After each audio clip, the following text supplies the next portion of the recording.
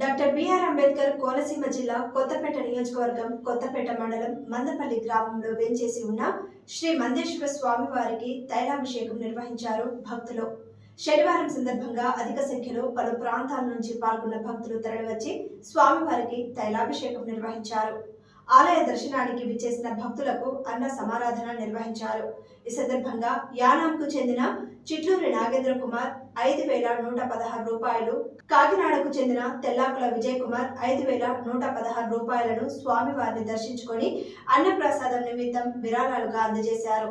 దేవస్థానంలో తైలాభిషేకాల ద్వారా 1,27,705 రూపాయలు, అన్న ప్రసాదం విరాళాలుగా 41,472 రూపాయలు, మొత్తం మెరిసి 1,69,192 రూపాయలు ఆదాయం వచ్చిందని దేవస్థానం డిప్యూటీ కమిషనర్ కార్యనిర్వహణాధికారి నల్లం సూర్య చక్రధరరావు తెలిపారు.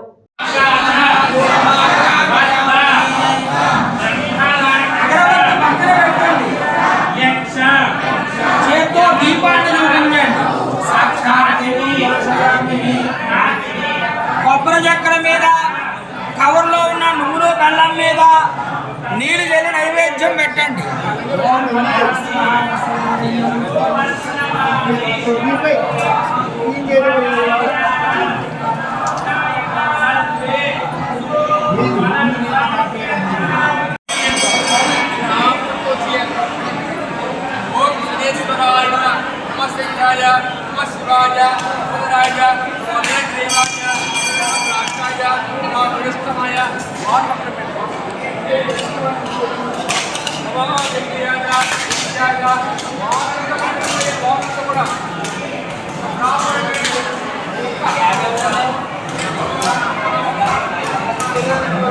దీపాన్ని 3 కుంకుమ బొట్లు పెట్టాలండి.